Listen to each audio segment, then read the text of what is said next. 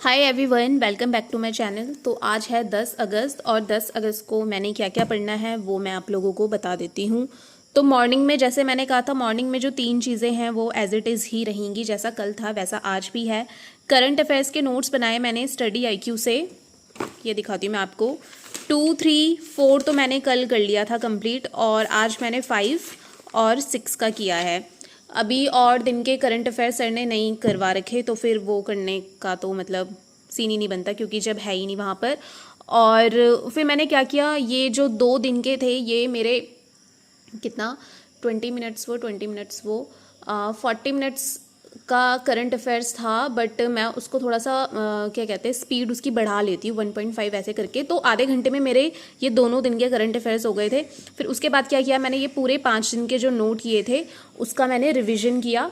Revision मैं किस तरीके से करती हूँ वो मैं बताती हूँ आपको। देखो, रिवीजन करने के लिए जैसे सर वहाँ पर अपलोड करते हैं ना, एक तो मेरे पास पेड कोर्स है, तो जिनके पास ये होगा नहीं तो उन्हें समझ नहीं आ रहा होगा मैं बोलना क्या चाह रही हूँ। पेड कोर्स है तो पेड कोर्स में क्या होता है, वहाँ पे MCQ फॉर्म में भी होता है, तो फिर मैं ऐसे करके प्रैक्टिस कर लेती हूँ, और जो मेन इन्फॉर्मेशन है जो मैंने लिखा हुआ है वो भी मैं कर लेती हूँ। तो कुछ इस तरीके से करंट अफेयर्स करती हूँ मैं। डिटेल्ड में मैं फिर कभी बताऊंगी। और मुझसे ये भी कहा था अपने नोट शेयर करना है, मैं कर दूंगी। एटलीस्ट 15 डेज़ के तो होने दो, फिर एक पूरी कंपाइल PDF फॉर्म में मैं आप लोगों के साथ उसे शेयर कर दूंगी। उसके बाद फिर मैंने एडिटोरियल रीड कर दिया है, यूट्यूब से ही किया। मैंने आपको बताया था, एक खुद से रीड करना होता है, एक स्किम करना होता है। इंग्लिश के लिए बहुत ज़रूरी होते हैं गाइज एडिटोरियल। ठीक है, मेरी जो इंग्लिश इम्प्रूव हुई थी अभी बीच में थोड़ी सी मैंने प्रैक्टिस नहीं की, फिर से ख़राब हो गई, बट मैं कह रही हूँ मतलब प्रैक्टिस करूँगी तो ठीक हो जाएगी। मैंने एक तो परफेक्शन बैच देखा था मैम का, और दूसरा मैं ये एडिटोरियल ही देखती थी। और हमेशा मतलब जैसे कुछ लोग हैं ना, कहते हैं हमारी इंग्लिश इंप्रूव नहीं हो रही, इंग्लिश की वजह से हमारा सिलेक्शन रह जाता है। मेरे को भी सेम प्रॉब्लम्स हुआ करती थी, और मुझे भी ऐसा लगता था ये चीज़ें करने से थोड़ी ना होता है। बट आप पेशेंस रखो, धीरे धीरे होता है। ठीक है, कोई भी चीज़ होती है, कोई भी सब्जेक्ट होता है, उसे इम्प्रूव होने में टाइम लगता है, अगर आपको वो बिल्कुल ही ख़राब है तो। अगर आपका ये है, आपके वोकैब अच्छी है, आपको हर सेंटेंस अच्छे से कॉम्प्रहेंड करना आ जाता है, फिर आप जल्दी कवर कर लोगे। लेकिन अगर आपको नहीं आता तो आपको टाइम लगेगा, and you need a lot of patience. ठीक है, उसके बाद फिर स्पीड मैथ्स के कॉन्सेप्ट और वोकैब प्रोडिजी से 20 वर्ड। स्पीड मैथ्स तो मैंने आपको बता दिया था, जो जल्दी जल्दी मल्टीप्लिकेशन होता है और रूट्स होते हैं, टेबल्स होते हैं, यही कुछ। लेकिन एक चीज़ और मैं कहना चाहूँगी, स्पीड मैथ्स में ना कुछ मैंने बहुत ही अतरंगी ट्रिक्स देखी यूट्यूब पर, वो सब काम नहीं आती। जब आप वहाँ पर मेंस की बात मैं कर रही हूँ, प्री की बात कर रही हूँ, जब आप जाओगे ना तो आप वहाँ पे वो ट्रिक याद करने में अपना टाइम वेस्ट नहीं कर सकते। आपको ये रहेगा जिससे फटाफट हो रहा है मल्टीप्लिकेशन, जिस तरीके से आ रहा है मैं उसी तरीके से करता हूँ। ट्रिक्स यही काम आ सकती है। आपको रूट्स याद करने हैं, क्यूब्स याद करने हैं, टेबल्स याद करने हैं, और थोड़े बहुत कुछ नंबर्स होते हैं ऐसे जिनका पहले से हमें पता होता है कि इसको इससे ऐसे मल्टीप्लाई करके एक आधे कुछ नंबर, जैसे 11 को किसी से मल्टीप्लाई करो, 15 वाला जो होता है, कुछ होते हैं, सब में एप्लीकेबल नहीं होता ये। ठीक है, तो ये तो था स्पीड मैथ्स का।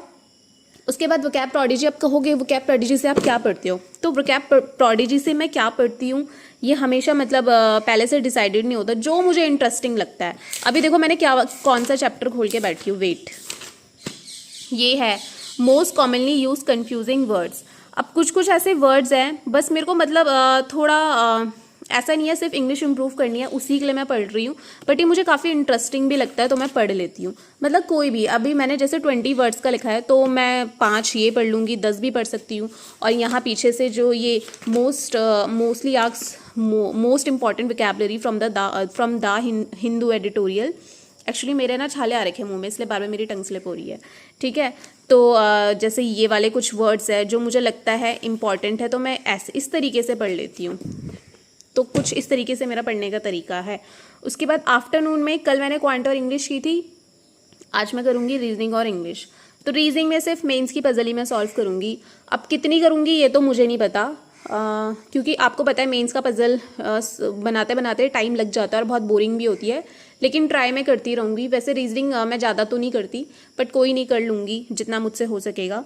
उसके बाद इंग्लिश में मैं अपना एक सेक्शनल मॉक दूँगी। और गाइज इंग्लिश का आप लोगों ने कहा था जो सेक्शनल मॉक दोगे उसका स्कोर शेयर करना, तो आप लोग देखो मैं स्कोर शेयर कर रही हूँ। और ये वीडियो मैंने कल ही रिकॉर्ड कर दिया था इंग्लिश का मॉक देने के बाद, बस उसे अब इसके साथ कंबाइन करके मैं बता देती हूँ आप लोगों को।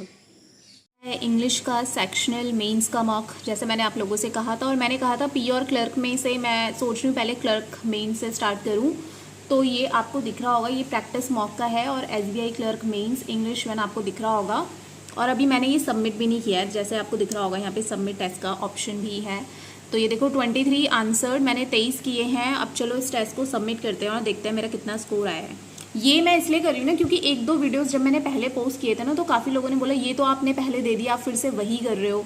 तो मतलब प्रूफ देना पड़ता है, अब लोग तो बिलीव ही नहीं करते। तो मैं सोचूँ जब मैं अपना टेस्ट दूंगी ना, सबमिट करने से पहले जैसे कुछ थोड़ा सा टाइम रह जाएगा तो मैं इसका वीडियो बना दूंगी और फिर आप लोगों के सामने ही सबमिट करूँगी, ठीक है। तो ये मैंने कर दिया कंटिन्यू एंड देखते हैं कितना स्कोर आता है। तो देख लो आप लोग, ऐसे तो मुझे दिखेगा नहीं, ये 1 2 सीधे उस वाले पेज पर आते हैं जहाँ पे इसका पूरा डिटेल्ड में एनालिसिस होगा।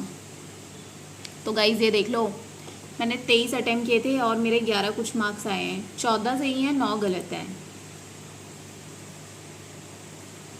परसेंटाइल है 69। अब देख लो आप लोग, तो मेरा कितना गलत है।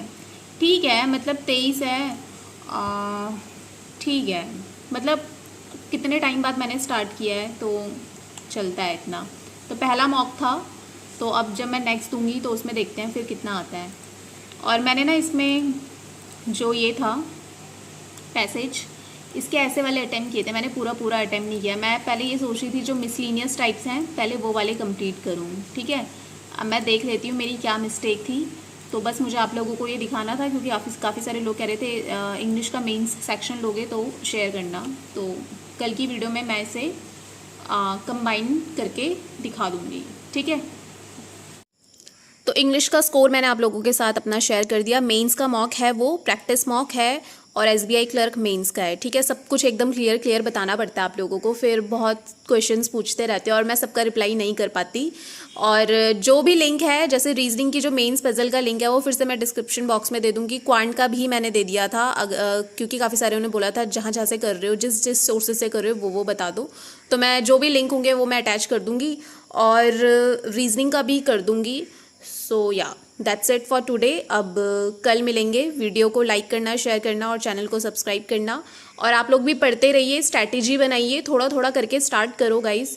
और सच्ची बताऊं, मैंने इतने टाइम बाद जैसे ब्रेक लेने के बाद अब पढ़ाई स्टार्ट किया ना, तो मुझे बहुत अच्छा लग रहा है। मतलब होता क्या है, एक चीज़ आप लोगों के साथ होती है या नहीं होती है मुझे बताना, ठीक है। पर्सनली मैं ऐसी पूछ रही हूँ आप लोगों से, जब मैं नहीं पढ़ती ना, फॉर एग्जाम्पल जैसे आज का मेरा दिन है और मुझे पता है मैंने पूरे दिन भर नहीं पढ़ा, तो रात को सोते समय मतलब मुझे इतना गिल्टी फील होता है ना, और बहुत ही चिड़चिड़ापन सा रहता है। और जिस दिन आप पढ़ लेते हो, मतलब अपने टारगेट्स कंप्लीट कर लेते हो कि इस दिन में मुझे इतना कुछ करना है, तो वो दिन मतलब आप सही रहता है, काफ़ी मूड भी अच्छा रहता है और रात को भी अच्छी नींद आती है। तो अगर ऐसा होता हो तो प्लीज़ बताना, ठीक है। चलो bye bye and take care.